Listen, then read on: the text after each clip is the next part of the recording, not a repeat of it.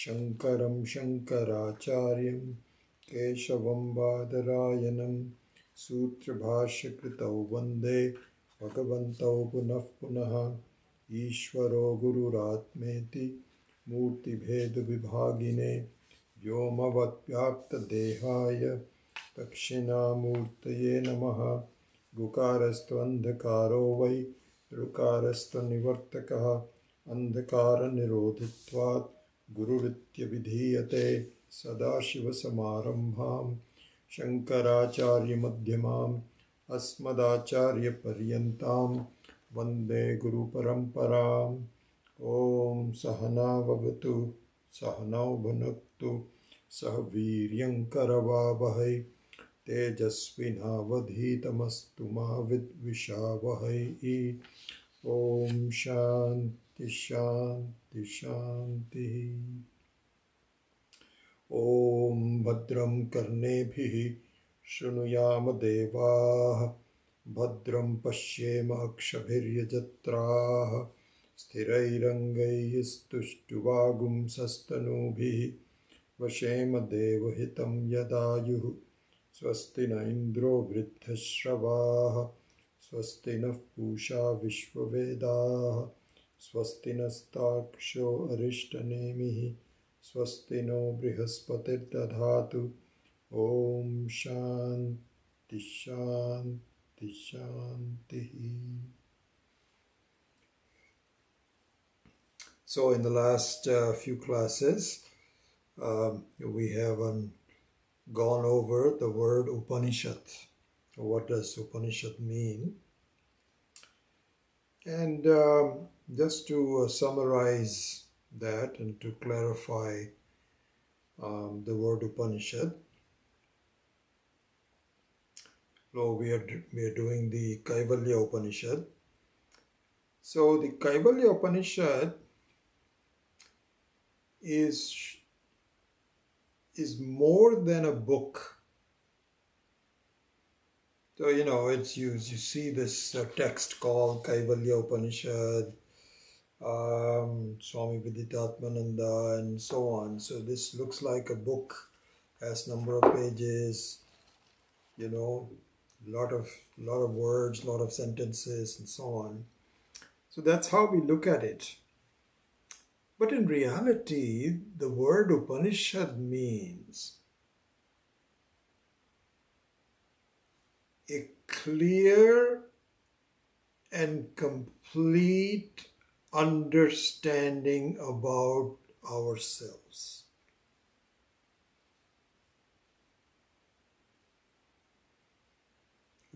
Clear picture of ourselves. We have seen this analogy before. I really like that analogy a lot.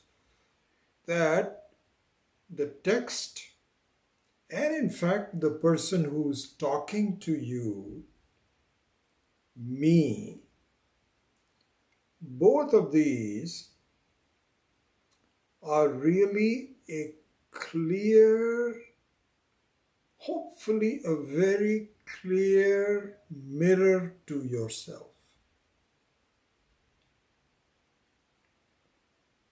Really, this is something that should be seen.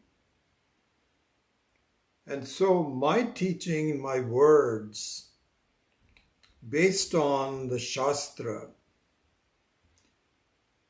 should be seen as a reflection, a clear reflection of yourself.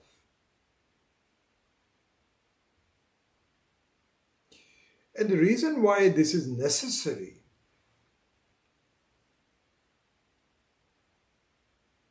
is because you cannot see yourself without a reflection.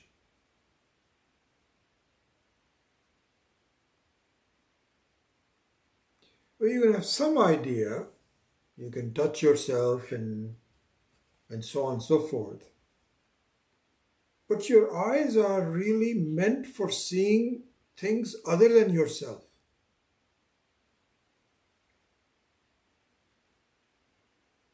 So it's a fact that without a reflecting surface, you cannot tell yourself what you look like.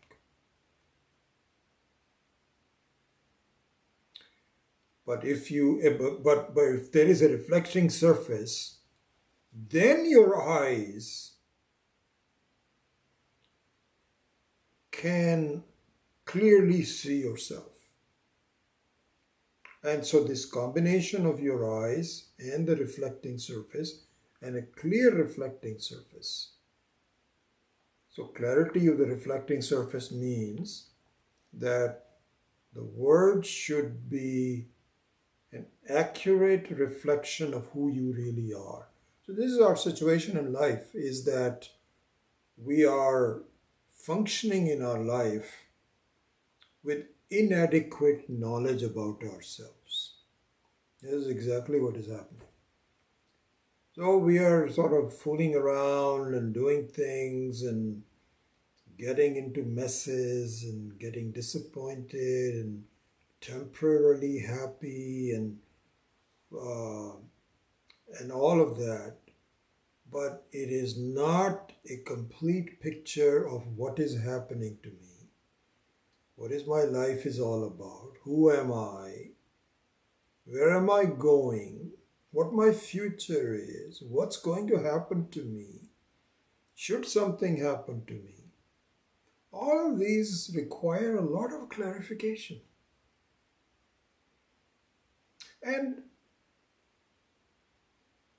that clarification is provided by an Upanishad.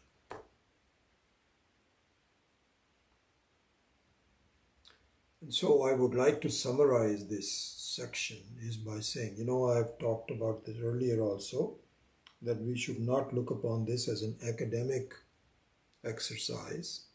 I mean, you may if you want to, but you'll be doing yourself a disfavor by only looking upon this as, oh, I have studied this and I have studied that and I've studied this. And yet you don't really have a very clear picture about who you are, what's happening to you. So an Upanishad, so this should be understood, the Upanishad really means self-knowledge. That's what Upanishad is. And all the words that comprise the word, all the letters that comprise the word Upanishad describe self-knowledge. Because we saw there were two prefixes, upa. Upa means very near. No one can be nearer to you than you.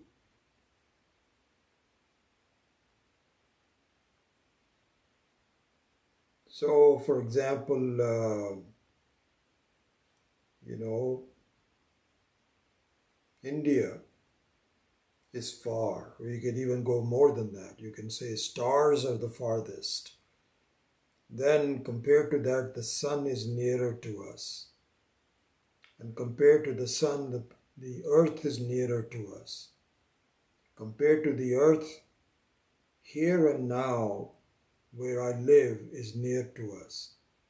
Compared to that, my room, the lighting in the room is near to me.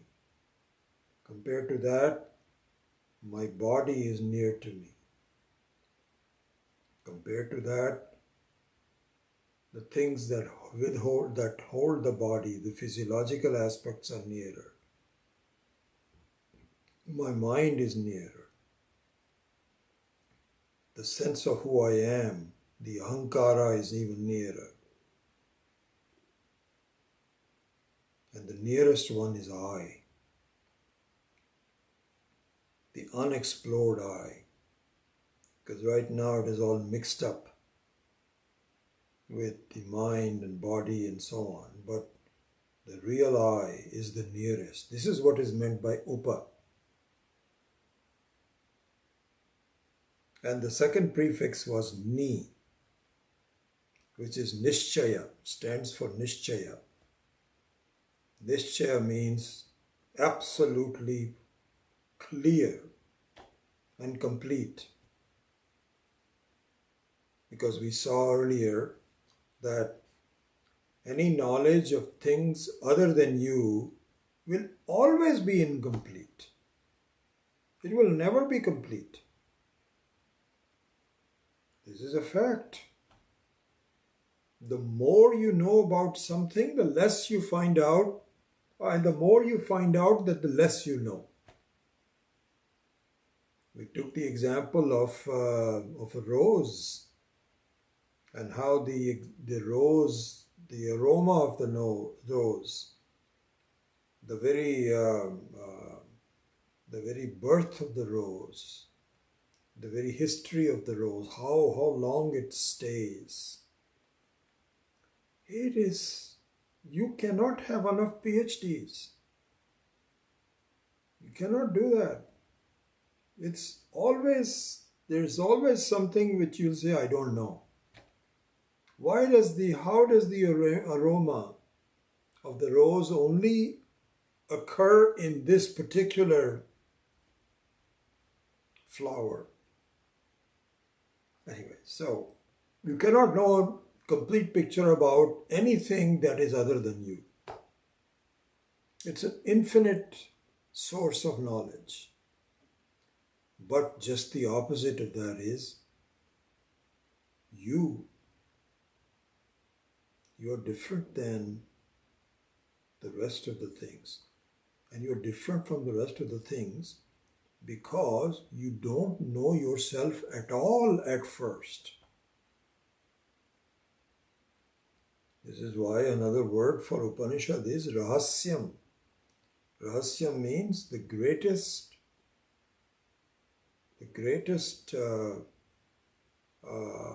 mystery, the greatest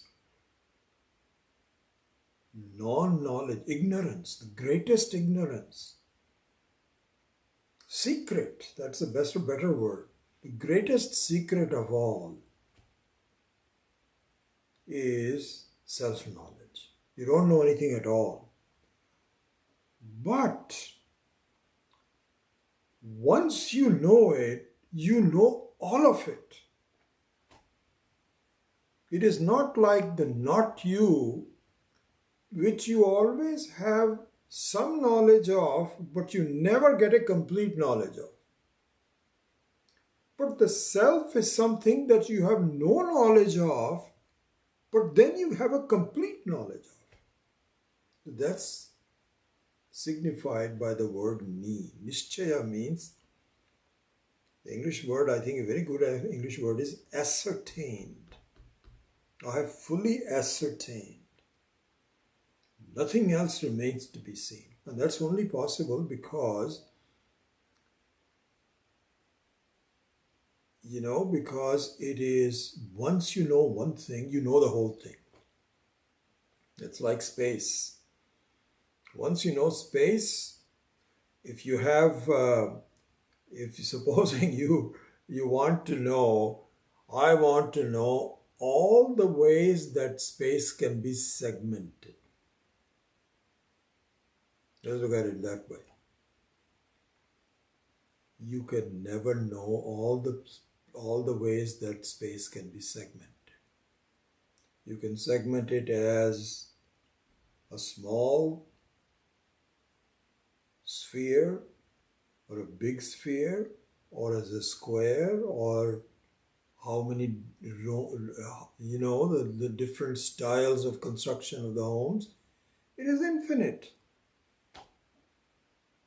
You can never say, I know all possibilities of the way that it can be segmented. No, you don't. No way. But if you know space itself, unsegmented space, you know it all. So the words Upanishad means Upa and Ni. And then we saw the word Sat. So Sat we saw Visharanam, gati, and avasadana. So if you look at this is what is also said, that in the whole creation has, in one way to look at it, 5 segments. 5 segments to the whole creation. What are the 5 segments? One is birth. The second one is sustenance. The third one is dissolution. So in Sanskrit, it is the word utpatti.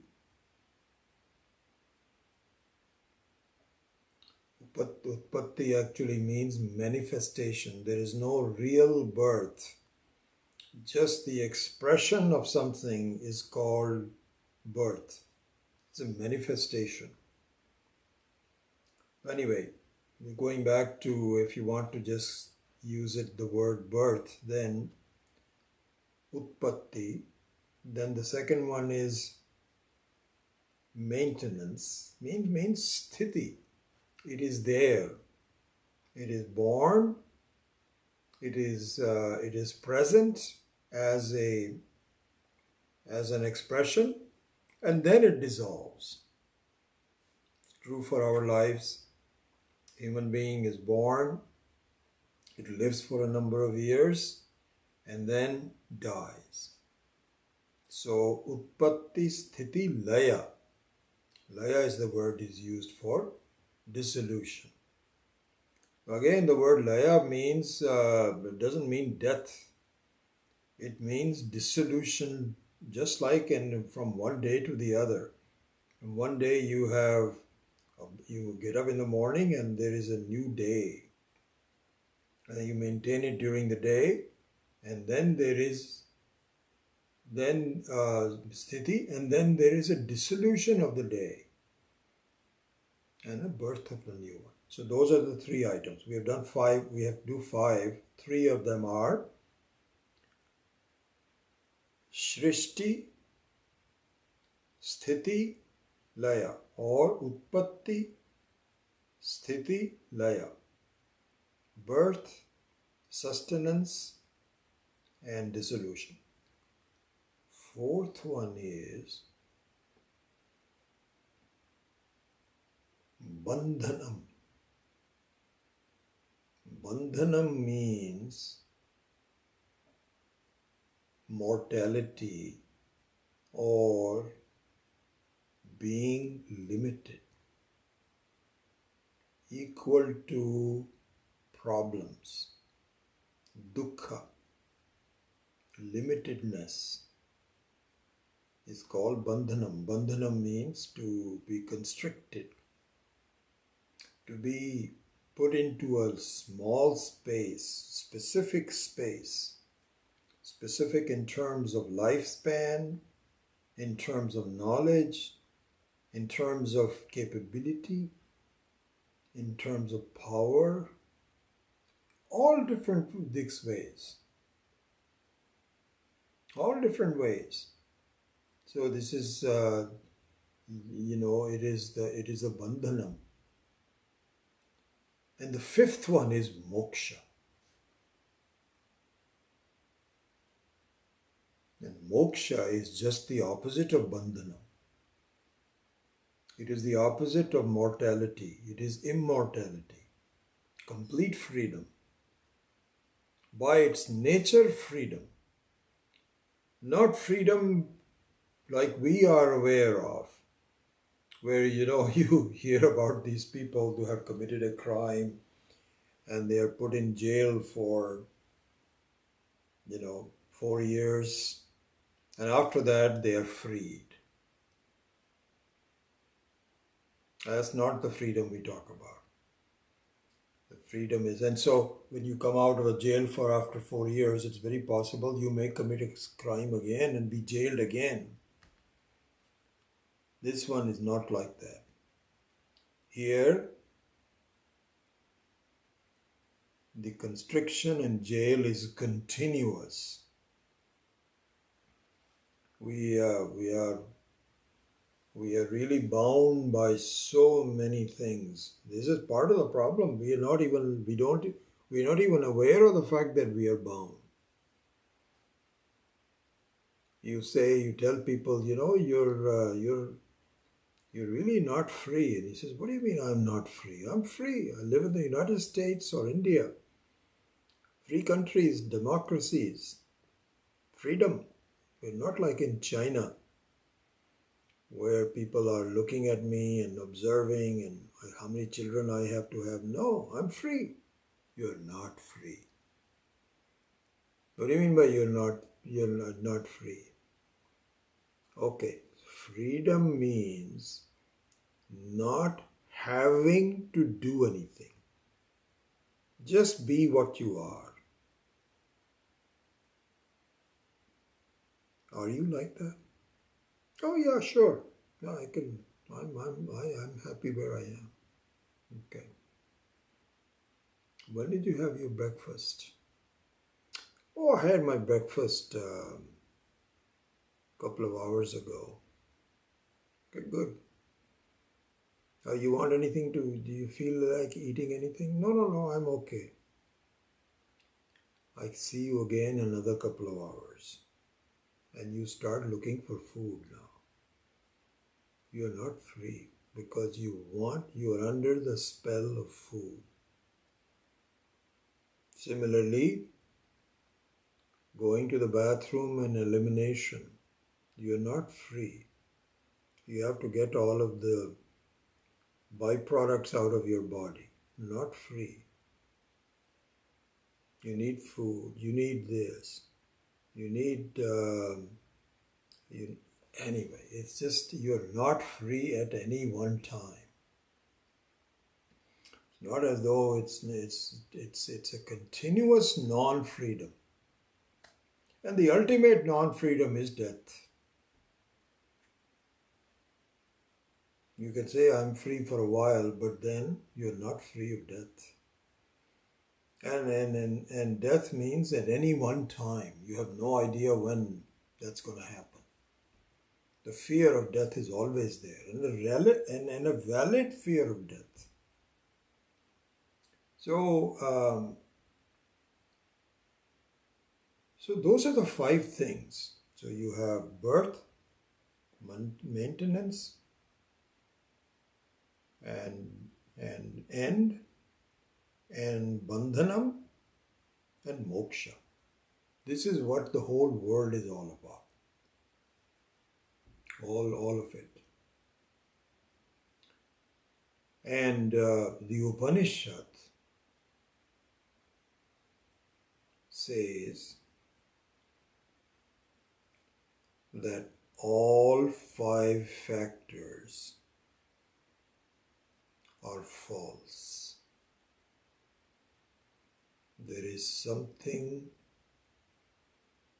real about you which is not governed by these 5 factors. You have no beginning. There is no change even when you are alive. There is no end to you. You are not bound by anything. All these are notions. You have a notion of birth, notion of change, notion of death, a notion of being bound, and even the moksha is a notion. Because moksha means a sense of freedom. That also is a notion. So one can ask, how can that be a notion? The moksha should be, if everything is not me in notion, what's left of me? You said there were five things, and all five of them are dismissed as far as I am concerned. Well, at least moksha should be me. No. Why we say that is that even the moksha is a notion. Why? Because you were never bound to begin with. Never bound to begin with. You will never, it's not an act of freedom. You are already free. And so there's a saying in Vedanta says, Vimuktascha vimuchyate. The one who is intrinsically free is already free. One who is intrinsically free is freed. It's like telling a room space, you are really free, you don't realize it. No, I'm limited by the walls. No, you're not. It's just your notion that you are limited by the walls. You are the whole space. Is that a freedom? Have you acquired a sense of freedom? Not really. It was already there. It was obstructed by your false notions. When the false notions go, you are what you are. This is the experience of all the wise people. That you feel foolish that you had all these notions. It's not a sense of accomplishment. I have achieved it. You know, if you look at our acharyas and we sometimes talk to them, it says, how does it feel? It's just that you feel I'm okay the way I am. There's no change necessary for me. This is what is called kritakrityata. What needs to be done is done. And slowly as you begin to learn, you get that feeling. At least during your earlier years of your life, there are some things that need to be done. You have to go to the office, you have to earn some money, you have to pay the mortgage, you have to get the car and buy it or whatever. And so there's things that need to be done. There's families to be raised, children to be educated. So there is some things that need to be done. We'll talk much more about that some other time. But then there comes a point where the things that need to be done become your second nature. Even when you retire, you feel there has to be things to be done. Because I cannot be done.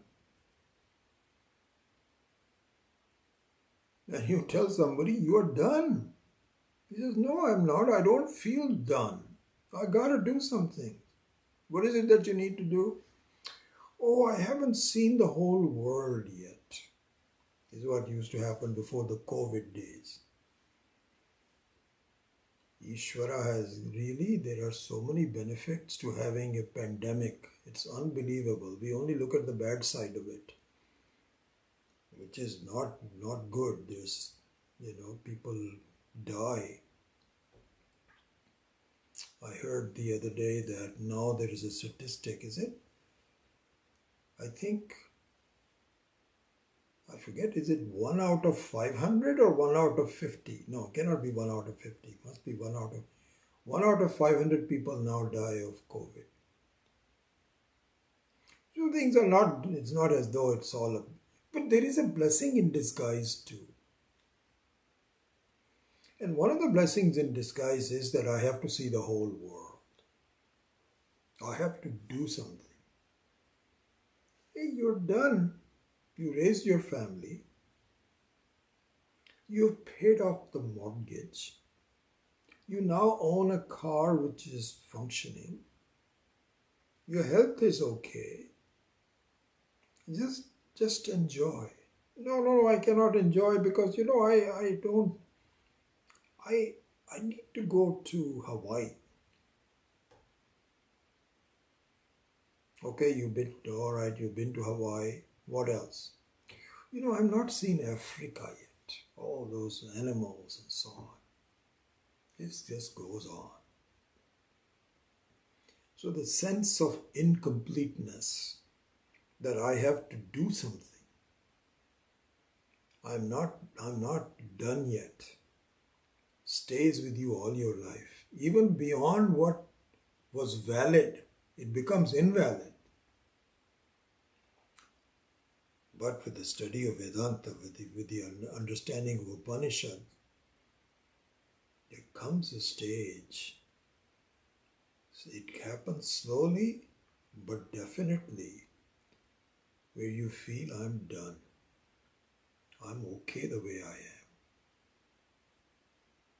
There is some maintenance of the body required. I have to eat some minimum things. I don't need to have fancy food. And I have to maintain a certain security about myself and so on. But I'm done. I'm happy. And then in the end you feel doesn't matter what it is, food or not food, body or no body, nothing. I am completely free. So this is the understanding that Upanishad gives. So in summary, the Upanishad is a clear and complete inventory. That's the word I was looking for.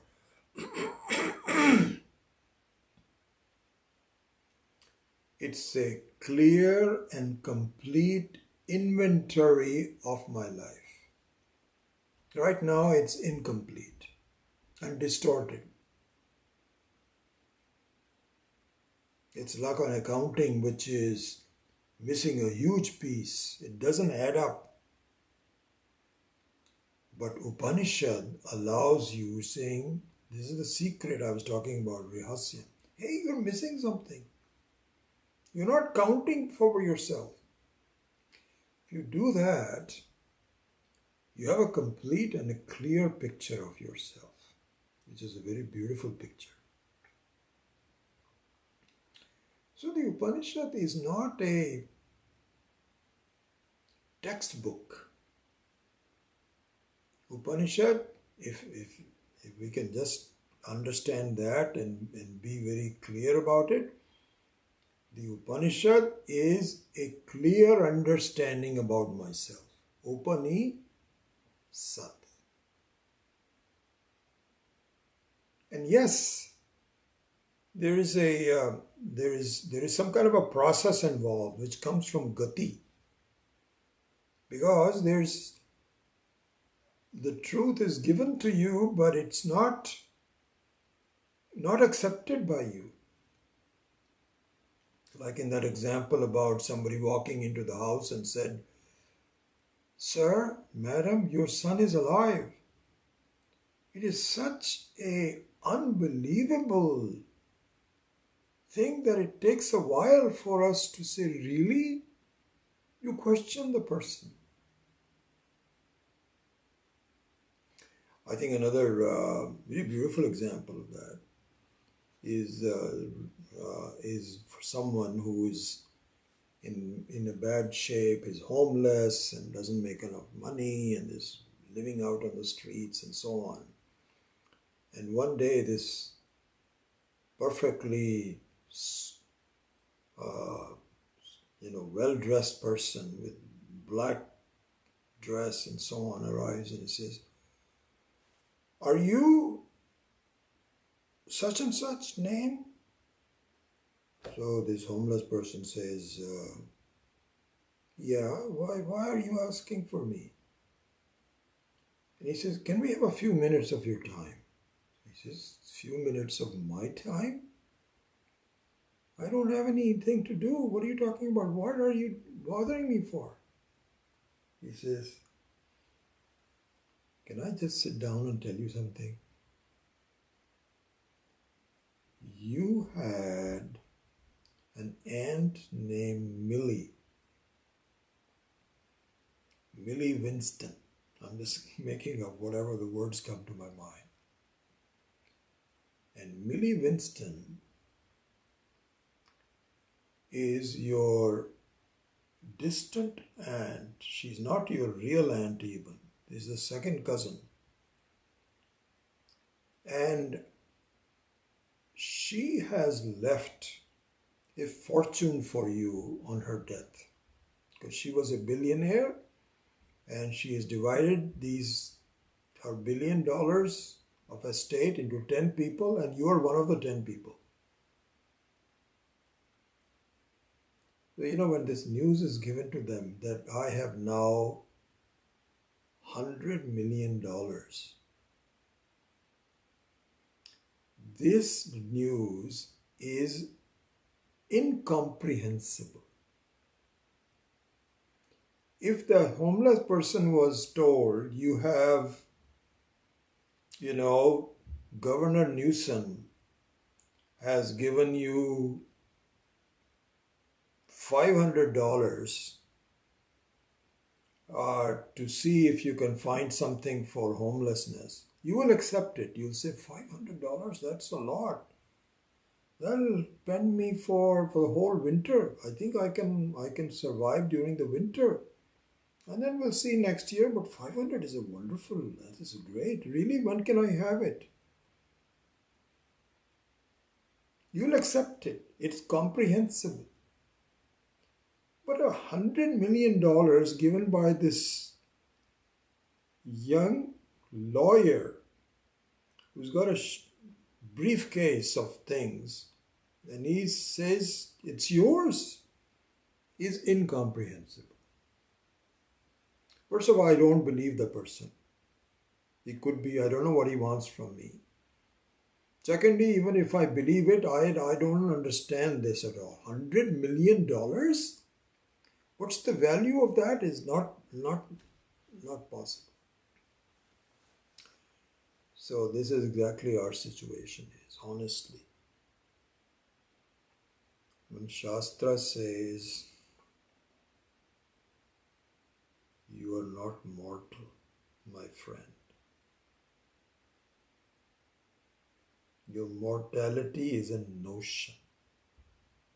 I understand that. I'm not blaming you. I am fully cognizant of the fact. I used to feel the same way, my friend. But it turns out you are not mortal. You cannot be mortal. Even if you try to be mortal, you cannot be mortal. I was reading Swami Maheshanandaji's some commentary in a book. So he was saying one of the rishis, and usually these dialogues are between a rishi called Narada. Narada is a very interesting personality, a very wise personality. And anyway, we'll talk some other more time about that, but let me just stick to this dialogue. So Narada was a person who had both a human form and an angelic form. So he was an angel. He was a Swargaloka Nivasi. And so, and he knew Indra and Ishvara and all those people. He had the knowledge. So one day he asked Ishvara and said, "Sir, can I tell you something? Isn't it true that you have all powers? You are a Sarvashaktiman. You are Sarvagyaha. You have complete knowledge of everything. And you have Sarvashaktiman." So Ishvara said, yeah, that's true. That's me. There's only one person that is all knowledgeable, all powers. I am the very creator of the world, sustainer of the world, dissolver of the world. Yes, you're right. He says, sir, you're lying. I can prove it to you that don't have all the capability. So Ishvara said, what? Why are you saying that? I don't understand this at all. You know who you're talking to? And you're blaming me that. He says, yes, sir, I'm telling you. So Narada was famous for these kinds of dialogues, and he was a very knowledgeable person. So he says, sir, you do not have all the powers. So Ishvara says, how? Why don't I have the power? He says, shall I tell you? I can commit suicide. You cannot.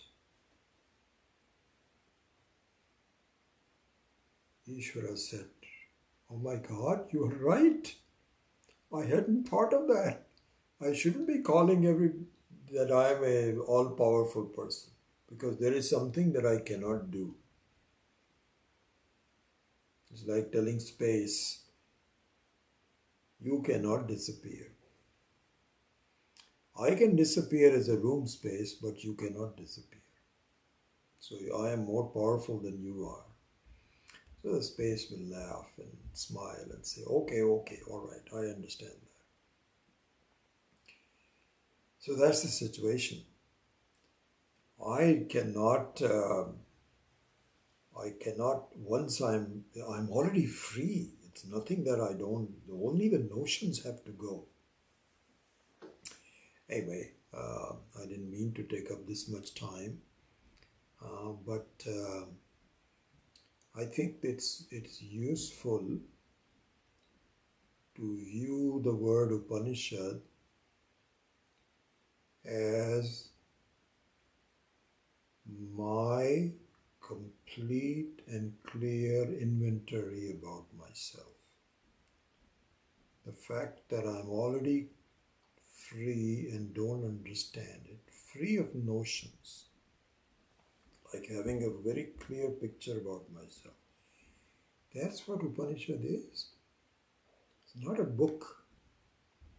In that, excuse me, in that sense, Swami Maheshananji had said that, if you look at the word Guru, some of you call me Guruji. And so, for you at least we'll talk a little bit more about the dialogue between a teacher and a student in some other, a little bit later on. But some of you accept me as a guru, and some of you accept me as just a teacher, a senior person who's helpful, what are those kinds of things. Maheshanji says, do you know the real guru? It's not the person who's talking to you or who's teaching you. It's not the real guru. The real guru is a clear understanding, a complete understanding about yourself. Self-knowledge, Atma Vidya, that is the Guru. I think I mentioned that in some of the other classes. But it's interesting that you go through life studying Vedanta, but still when some particular person gives you a way of looking at it, it's very revealing. It's very, and so when I read that relatively recently, in the last year or so, I thought that was very true. very true that really the guru is, we just recited that. Rukarasta nivartakaha guru ityabhidhiyate. He says the guru is the one that removes the ignorance about yourself. That's the guru. But if you look at it from that standpoint, the one that removes your ignorance is your own self-knowledge. That is the real guru. This person who is coming here talking to you is just allowing you to say that. It's really more of a mirror.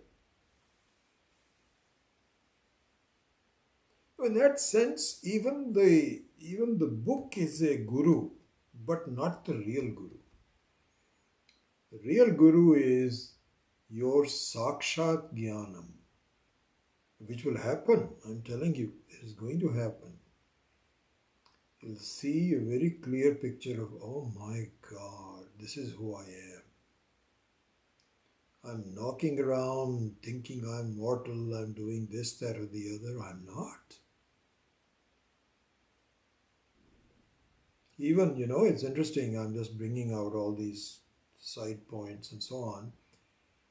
Even to say that I'm alive is not the real truth. Did you know that? You know that, but let me just clarify it. So when you say I'm alive, it's true, but it is relatively true. I am someone who is not capable of being alive or dying. Satyam Jnanam Anantam does not need prana. So a live person is called pranadharanam. Pranadharana. Dharaka, you can say dharana. I don't know, I don't remember the Sanskrit word for that. So the one who is endowed with pranam is called a jiva, is a real person. The Atma is even beyond pranam. It is the very truth of the pranam. That's what I am. So even to say that I'm alive is to acknowledge my temporary existence, isn't it?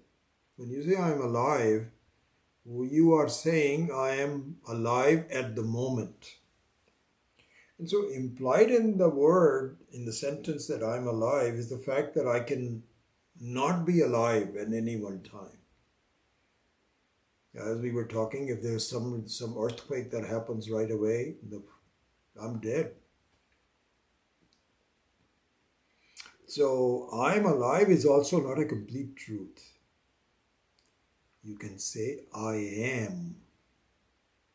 It does not require any qualifications. Being alive is a qualification. Unqualified. Nirgunaha. Nirakaraha. That is the I. That is the truth about myself. That this self-knowledge provides. That is the real meaning of the word Upanishad. And this book Upanishad and the person who is explaining it are simply mirrors to you so that your understanding is full of clarity and completeness. That is the word Upanishad. So please keep that in mind.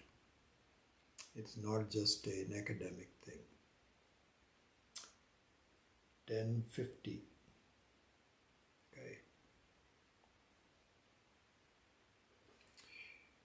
Okay.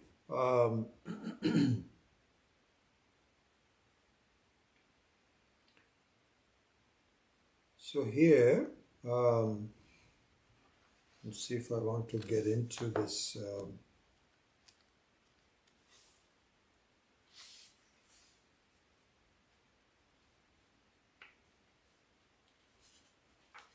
prayer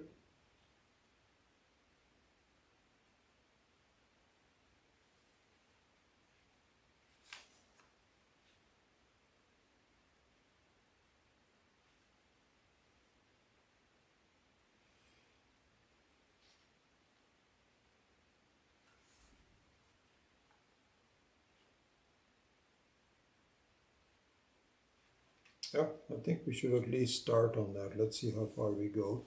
So I will briefly comment on this prayer, um,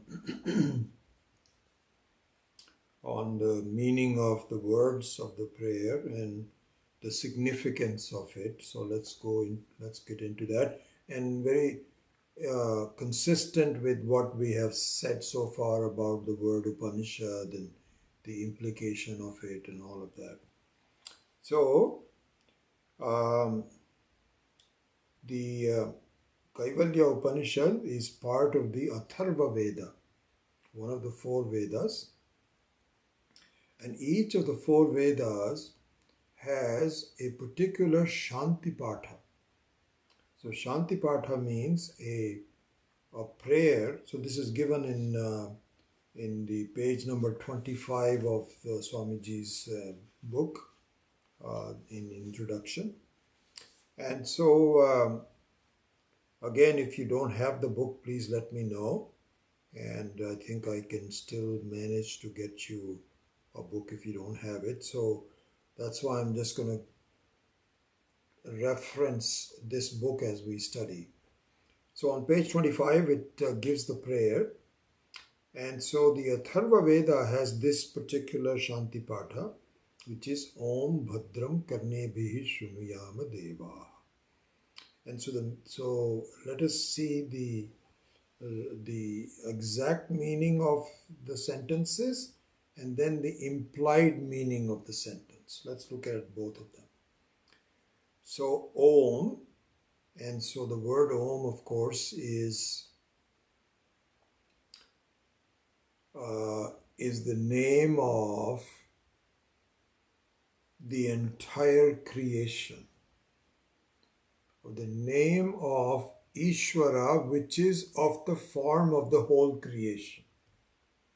So Om means, we will perhaps study that some other time. This itself is a huge study, and for those of you that were in the Mandukya Upanishad that we did a couple of years back, know about the meaning of the word Om. So Om signifies a complete and accurate understanding of the whole creation, which is nothing but Ishvara itself. Ishvara being both the Nimitta Karanam as well as the Upadana Karanam, both the intelligent cause as well as the material cause, represents the whole creation. And the name of that person, or name of the whole creation, is Om. So Om really means, in several different ways, it's a grounding in reality. It's a commitment to the truth and an accurate symbol of completeness is called Om. So in that sense, it is Mangala Rupam. It's a blessing to start everything with the word Om and to end everything with the word Om. So Om. Then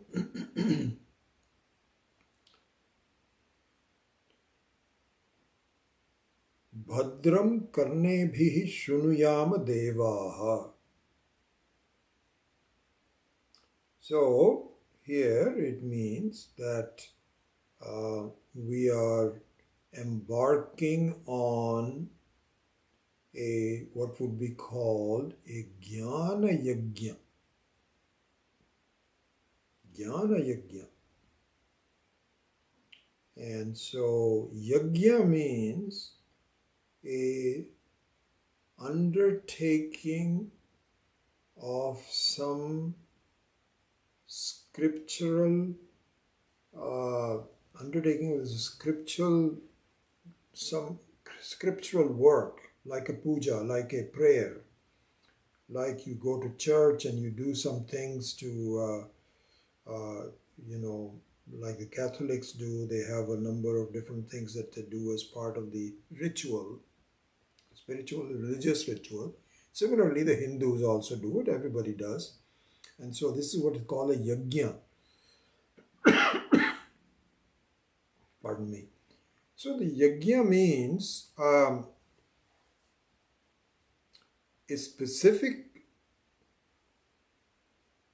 ritualistic prayer done in a very technically correct manner. You can just be at home and say, "Oh God, please help me." That's also a puja. But if you go and put yourself in the right position and do it correctly, then it qualifies itself to be called a yajna. Here, this is a jnana yajna. So our study of, so the yajnas can be of different types. One of them is a karma yajna, going to a temple and having a priest who is technically qualified to do that on your behalf is called karma yajna. But this is what is called jnana yajna. You're still doing the study and the ritualistic aspect of this, but in the form of knowledge. So anyway, this is an act of undertaking. Is undertaking a ritual of some kind.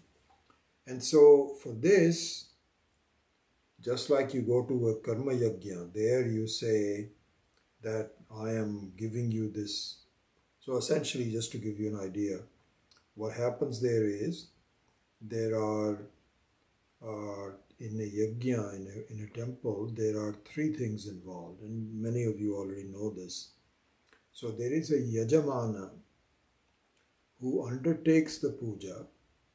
There is a devata that you are asking for help, and there is a process of asking for the help and a communication of that help, which is done through fire. So fire is the medium that connects the yajamana to the devata. It's kind of like a spiritual post office.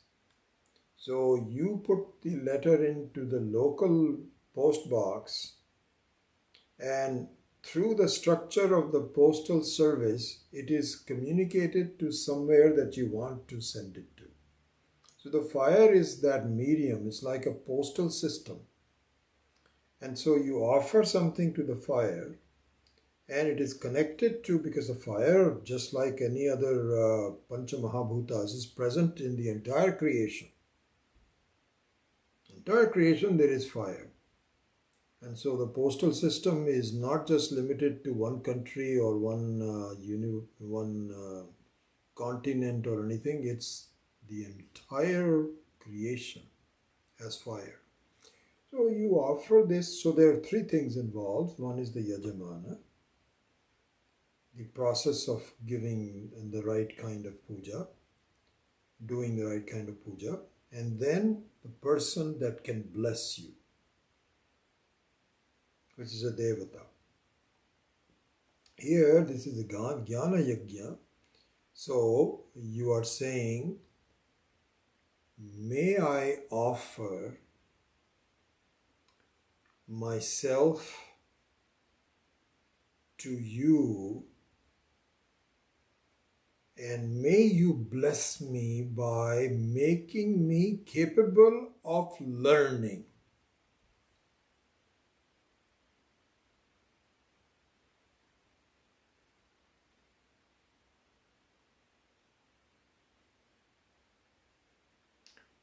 May you make me capable of learning.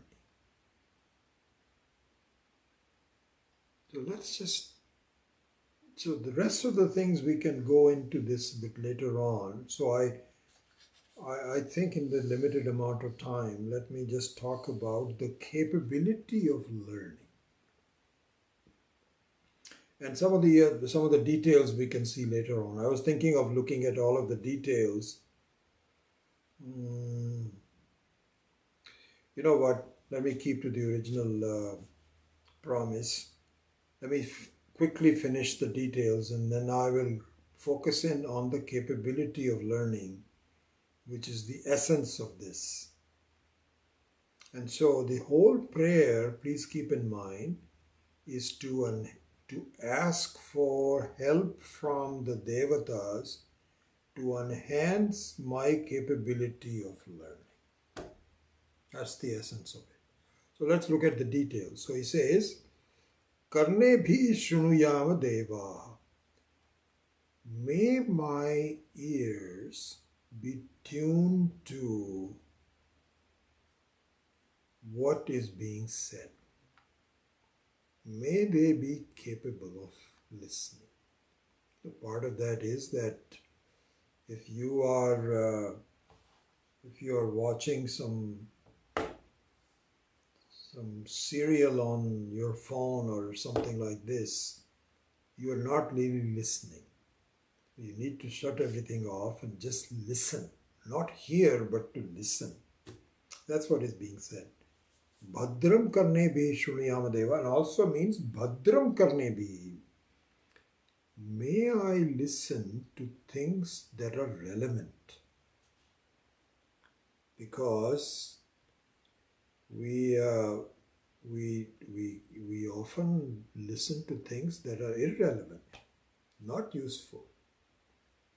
This is a big thing that we will discuss on how to turn my life around so that I get focused on what is really good for me. And that will come up later on during the course of this. So here, Bhadram karne bhi means may my ears be tuned to things that are really not useless, but something which is good for me. Similarly, Bhadram pashyeva akshabhir yajatraha. So yajatraha is again devataha. So yagyena trayati iti the one who protects me through the yagya is called yajatraha. So again devataha. May I see the right things. May I ignore things that are useless to me. And may I focus because I have been given certain powers to hear, to see, to smell, to taste, to touch. And may I focus on the attention of doing all of this in something which is relevant to what I'm trying to do. That's the meaning of that. Bhadram pashyema akshabhir yajatraha. Sthirayangaihi Shushtuvasastanubhihi vyashema devahitam yadayu. May I spend the lifespan that has been given to me. I don't know how long that will be. Only you know, Ishvara, I don't. But whatever it is, yadayuhu, then devahitam vyashema. May I spend it in the prayer to the right devatas for who are sustaining me. And may you help me with sthirayangai, with limbs of my body and the system of my body which is stable. Because it's very very true. You cannot study if your health is not good. You cannot do that. So it is very important to keep your health, yourself very healthy. So that is a prayer for that. Just please keep me healthy so that I can focus my attention on something which is really important for me. So sthirayangaihi istushtuvan. And some of the more details of the words here are all given here by Swami Viditatmananda. So I won't cover that. So the homework for next week would be that you kindly really study this segment called Introduction from page 25 to the end of this prayer, which is 31. So pages 25 to 31. Please kindly go through that and we will give a commentary on it. So anyway, and similarly the rest of them, swasti naha indraha vriddhashravaha. Oh, one other thing to point out is that in all of these, the verbs used are plural, not singular. So naha means it's a plural noun, not a singular noun. So may you protect us. So this has two dimensions to it. So one of them is, one dimension is all the people that I'm associated with. In fact, everybody. Everyone that may the whole humanity gain from such study. May this be given to everyone, not just to me. And the second dimension is the teacher and the student. So here that's even more relevant. So this is may you keep the teacher healthy and me healthy so that we can come together and learn. That's the meaning of the Naha. So that's a plural form. And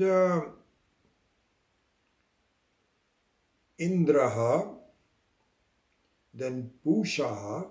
Pushan here means the sun god. So the Arishtanemihi and Brihaspati, etc., you can read about exactly what it is. I don't have to tell you about all of this. But I thought that I will focus a little bit before the end of the class on my capability of learning. Why should be qualified to learn? Because one of the fundamental aspects of learning, of any knowledge, is the qualifications of the person. Okay, so there are so many things involved with this. You have to really be qualified to do so. So, I think I may have given you this example that there was a Englishman. This is a real life example. Somebody recited this in one of the texts. Who approached a very scholarly person in India and said, "Sir, I want to learn the Gayatri mantra from you."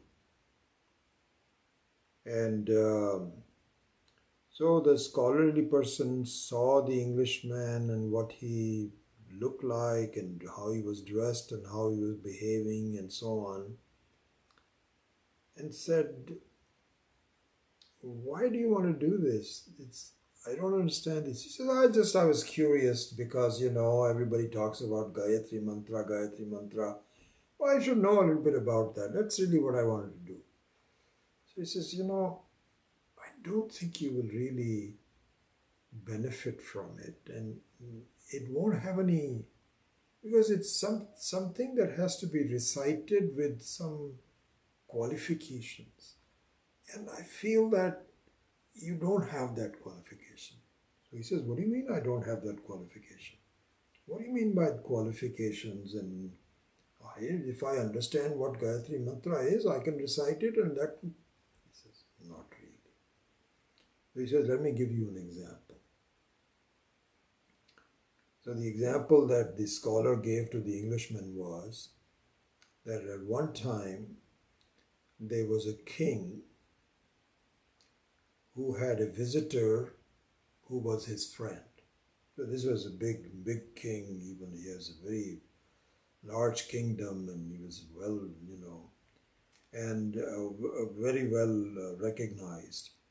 And so he had a old high school friend who came in, and they were both talking to each other in the garden and so on and so forth, surrounded by the security guards because, they wanted to make sure everything is okay. So suddenly the king's friend turned to one of the security guards and said, "Arrest this king." He says, "What?" He says, "Arrest this king. He really beat me up one day. And I think he needs to be arrested for it." So the security guard looked at him. He says, What are you talking about?" He just smiled at him. He said, "Are you mad or something?" And the king turned to the same security guard and said, "Please arrest him. He has just pointed out something about me which is absolutely not true. And how dare does he insult me in the front of everybody? Arrest him." So the whole security guards, they all arrested him. So the scholar said, "Sir, listen to this. The words used by both people was arrest him, arrest him. Same words. Do you think it was effective in the case of the first one and not effective in the case of all the second one the king had to say was arrest him. Immediately done. The first one was he was not qualified. You cannot just go to a kingdom and just say arrest this king. So he said, "You are not qualified to give Gayatri mantra to the king." And then the story goes that, I don't know to what degree it is true. So the king said, "Okay," the Englishman said, "Okay, I understand that. What do I need to get qualified?" He says, "You have to die and make a prayer that you are born in this country and you are given an Upanayanam at the age of 8, which qualifies you for learning the Gayatri Mantra. And if not, at least you should have the qualifications to learn at the feet of a guru what Gayatri Mantra is. Then you will be qualified to chant Gayatri Mantra. So I'm sorry, I cannot teach you." So it's something like this. The reason for this is that there needs to be a unique communication between the teacher and the student. In a case like this, Jnana Yajna, we are doing Jnana Yajna. It's not just casual, okay, here's the first stanza of the Kaivalya Upanishad, here's the second one, here's this. That doesn't do anything. And so there needs to be a very unique communication between the teacher and the student. And the student also needs to have a complete appreciation of the teacher. And why that is the case in Vedanta more than in anything else is the following reason. Now maybe I'll just end with that and we'll come back to it next class. Supposing you are at MIT, you're an undergraduate at MIT, and you have been asked that if you can learn physics from this professor, you will be very lucky. He is one of the best physics professors teaching at MIT. So, you try your best to get into the class and you are capable of doing that. When you are in the class, somebody said, do you know anything about this professor, his lifestyle? Do you know what he is? He's not a very ethical person. And he has cheated on his wife. And he has created a lot of social problems for so on and so forth. Did you know all this? So your answer said, no, I didn't know all this, but you know what? It doesn't matter to me. Because I am told he's one of the best physics professors.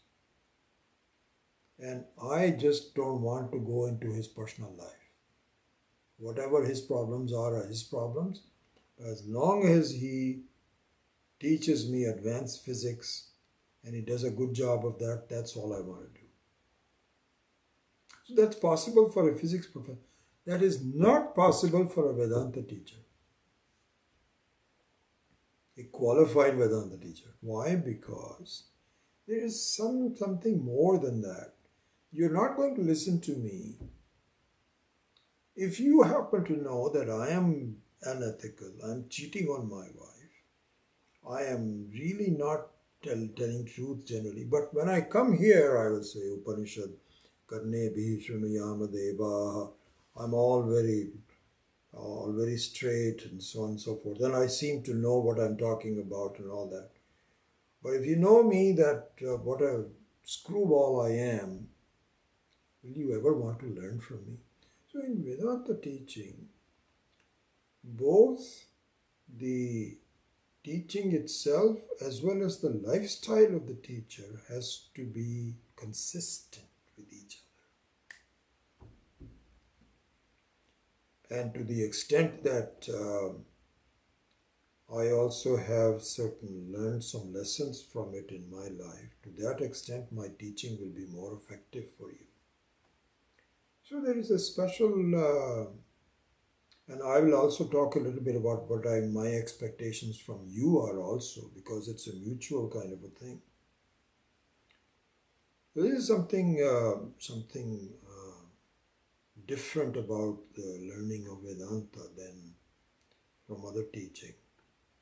And for another reason that I'll make a note of it. I don't have time to go into that right now.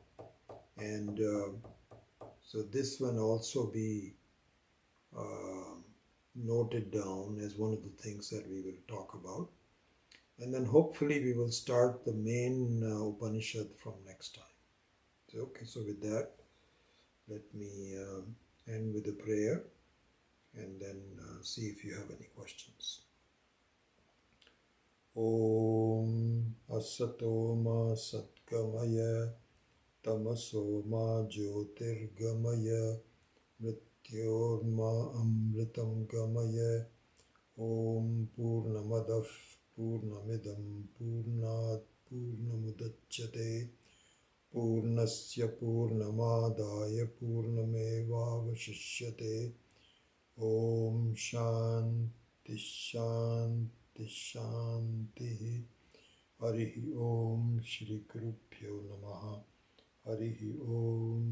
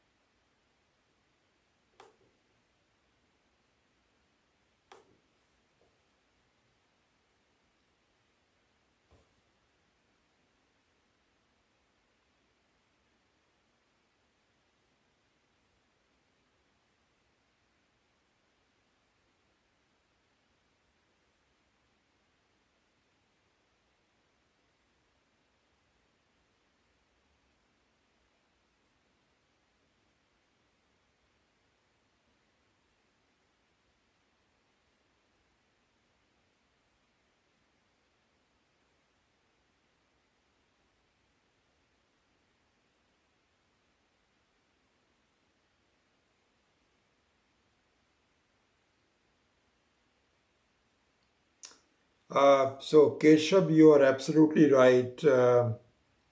I think that we need to improve the audio. Um, and I was trying actually because based on Balamaniji's comment a week ago to be a little bit more stronger, but it's still. So, a couple of things. Actually, we've already noted that. I talked to my student who's an IT specialist, very good about putting the whole thing together, Raj Paripatyadar. So, we're going to look into that to see how we can, uh, because the microphone is actually embedded in the camera, which is about 3 feet away from me. And so if we can bring maybe a wire down here, we will look into that. Another one is that if you have a headphone, then that might be better for you to listen to. So I'm aware of the fact that my voice is not as loud as you would like it to be. So I'll work on that. Thank you.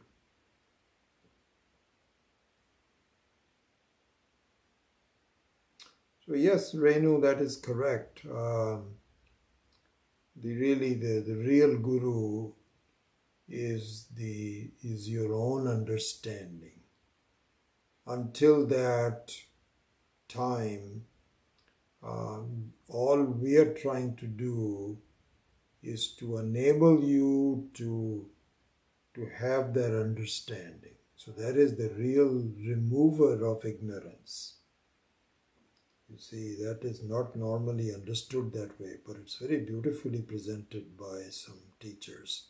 So yes, that is true.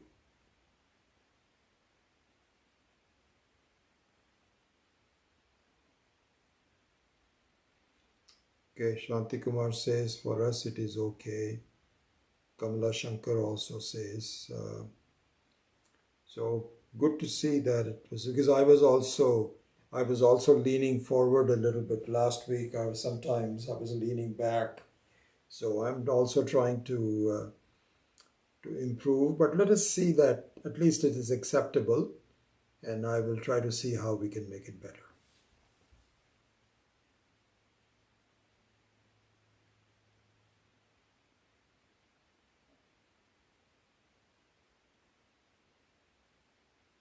Okay, Satish also says that he had used headphones and it is better. Yeah, because when Balamani had said last week or 2 weeks ago, I went back and watched the last portions of this, and indeed it was pretty low. So we need to improve that.